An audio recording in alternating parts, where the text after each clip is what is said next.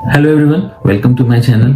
आज हम लोग डिस्कस करने वाले हैं digital marketing strategy for coaching institute. Coaching institute भी 3 टाइप के कैटेगरी के अंदर आते हैं, पहला ऑनलाइन, दूसरा ऑफलाइन एंड तीसरा हाइब्रिड। आज हम लोग डिस्कस करने वाले हैं ऑफलाइन कोचिंग इंस्टीट्यूट के बारे में एंड इसी के डिजिटल मार्केटिंग स्ट्रेटजी को कैसे इंप्लीमेंट किया जाए, हम लोग इसके बारे में बात करेंगे। नेक्स्ट पार्ट में हम लोग ऑनलाइन डिजिटल मार्केटिंग स्ट्रेटजी के बारे में बात करेंगे। तो चलिए आज का टॉपिक शुरू करते हैं। उससे पहले मैं बता दूं मैं कौन हूँ। मेरा नाम है मनीष चौहान। मैं एक डिजिटल मार्केटिंग एजेंसी रन करता हूँ हाइकमेट ट्रैफिक के नाम से। इसके साथ ही मैं एक डिजिटल मार्केटिंग इंस्टीट्यूट भी रन करता हूँ PIMS के नाम से, professional institute of marketing strategy, जो कि नोएडा में सेक्टर 16 में। चलिए शुरू करते हैं आज का topic, digital marketing strategy for offline coaching institute. तो टॉपिक स्टार्ट करने के पहले मैं इस बात को एज्यूम कर रहा हूँ कि आप लोगों को ये बात कंफर्म हो कि टीचिंग एक आर्ट है एंड आपके पास जितने भी ट्रेनर्स हैं या खुद भी आप अगर ट्रेनर हो तो आप टीचिंग को एक आर्ट की तरह लेते हो and you are perfect in teaching, क्योंकि यही आपके बिजनेस का बेस है। बाकी मार्केटिंग आपको हेल्प करती है आपके बिजनेस को बूस्ट करने के लिए। तो किसी भी कोचिंग इंस्टीट्यूट के डिजिटल मार्केटिंग को इम्प्लीमेंट करने के लिए जो सबसे बेसिक चीज है वो है उसकी वेबसाइट।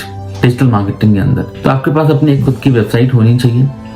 अब ये वेबसाइट सिंपल वेबसाइट नहीं होगी, ये कंटेंट बेस्ड वेबसाइट होगी जिसमें एक स्टूडेंट किस तरीके की क्वेरी कर सकता है उससे रिलेटेड हर इंफॉर्मेशन आपकी वेबसाइट पे होनी चाहिए। सपोज करो आप एक इंस्टीट्यूट रन करते हो जिसमें 9th, 10th, 11th, 12th सबकी पढ़ाई होती है।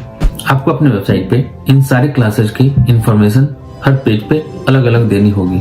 आप एक ही पेज के थ्रू ये सारी इंफॉर्मेशन नहीं दे सकते, आपको एक डिटेल वेबसाइट बनानी होगी 9th के सिलेबस की, 10th के सिलेबस की, 11th की, 12th की। साथ ही साथ आपको ट्रेनर्स की प्रोफाइल, क्या क्या सिलेबस है, उस सिलेबस में क्या क्या पढ़ाओगे, आप किस किस सिटी में पढ़ाते हैं, आपका सेक्टर कौन सा है, अगर आपके सिटी में अगर सेक्टर्स हैं तो सेक्टर को भी डिस्क्राइब करना होगा, उसके लिए भी आपको एक अलग से पेज बनाना होगा। तो ये पूरी की पूरी वेबसाइट आपकी कंटेंट बेस्ड वेबसाइट बनेगी। इस कंटेंट बेस्ड वेबसाइट को बनाने के पीछे का रीजन है इसकी डिजिटल मार्केटिंग हम लोग इम्प्लीमेंट कर पाए, बिकॉज इसी वेबसाइट पे आपकी सारी स्ट्रेटजी इम्प्लीमेंट होने वाली है, इसी पे एड रन होना है, इसी पे आपका SEO सर्च इंजन ऑप्टिमाइजेशन भी एग्जीक्यूट होना है। तो इन सब में कंटेंट की जरूरत पड़ेगी एंड सबसे ज्यादा इंपॉर्टेंट आपको SEO में होने वाली है। तो जब एक वेबसाइट आप ड्राफ्ट कर रहे हो, जब आप एक वेबसाइट की प्लानिंग कर रहे हो तो आपको from the first very day आपको एक वेबसाइट ऐसी बनानी होगी जिसमें आपको डिटेल में सारी इंफॉर्मेशन देनी होगी और इसको SEO फ्रेंडली आपको बनाना होगा from the first very day. आगे हम लोग SEO के बारे में भी डिस्कस करेंगे। जब आपके पास वेबसाइट रेडी हो गई तो सेकंड पॉइंट है गूगल में बिजनेस। सबसे इंपॉर्टेंट है ये आपके बिजनेस के अंदर, ये एक लोकल बिजनेस के अंदर आएगा एंड गूगल में बिजनेस लोकल बिजनेस के लिए काफी हेल्पफुल होता है। इसमें आपके कोचिंग इंस्टीट्यूट को गूगल पे रजिस्टर करना होता है। एक सिंपल सा प्रोसीजर है जिसको आपको फॉलो करना है। प्रोसीजर तो सिंपल है बट रैंकिंग थोड़ा डिफिकल्ट है। तो आपको लोकल SEO के थ्रू आपको आपका जो बिजनेस है, आपका जो कोचिंग इंस्टीट्यूट है उसको रैंक करवाना होगा। रैंक करवाने के बहुत सारे मेथड है बट कुछ मैं ब्रीफ में बता देता हूँ। आपको अपने कोचिंग इंस्टीट्यूट में होने वाले हर एक्टिविटी, जो स्टूडेंट आपके इंस्टीट्यूट से पढ़ के गया है, उसके रिव्यूज फीडबैक अगर मिल जाए तो और भी बेहतर है। आपके पोस्ट कि आप कौन कौन क्या क्या सिलेबस हैं आपके यहाँ पे कोई अगर ऑफर चल रहा हो, कोई स्कॉलरशिप का प्लान अगर चल रहा हो, वो सारी इंफॉर्मेशन आपको यहाँ पे पोस्ट करना होगा। इससे आपको रैंकिंग में बहुत हेल्प मिलती है एंड और भी बहुत सारे टेक्निकल पॉइंट्स हैं। अगर आप खुद से इसको इम्प्लीमेंट कर सकते हैं तो वेल एंड गुड, अदरवाइज इसके लिए एजेंसीज आपको हेल्प कर देंगे। तो गूगल में बिजनेस आपके लिए एक बहुत ही इंपॉर्टेंट फैक्टर होने वाला है लीड जनरेशन में। अगर कोई भी स्टूडेंट गूगल पे जाता है तो सबसे पहले वो अपने नियर अबाउट जो 8 to 10 किलोमीटर का रेडियस होता है उसी में इंस्टीट्यूट को ढूंढता है। अगर उसके घर के पास में अगर उसको कोई इंस्टीट्यूट मिल जाए तो इससे बेहतर उसके लिए कुछ नहीं होगा, चाहे डिसीजन मेकर उसके पेरेंट्स हो चाहे स्टूडेंट्स हो।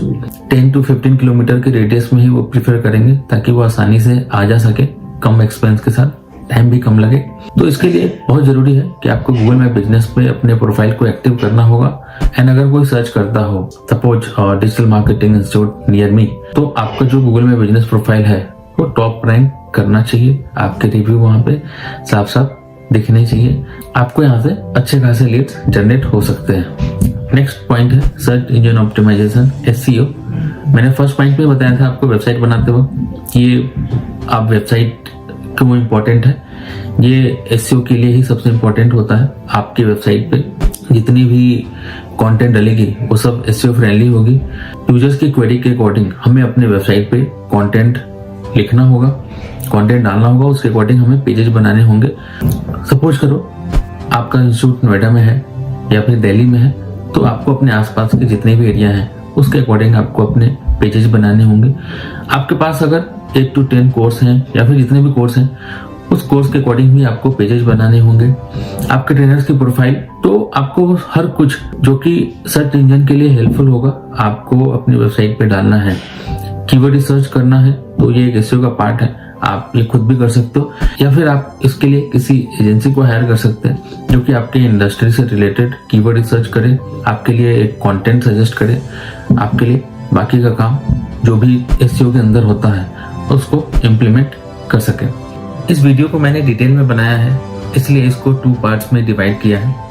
ये वीडियो पार्ट 1 है, मैं पार्ट 2 का लिंक नीचे डिस्क्रिप्शन में दे रहा हूँ, आप उसको भी जरूर देखें फॉर फुल इंफॉर्मेशन।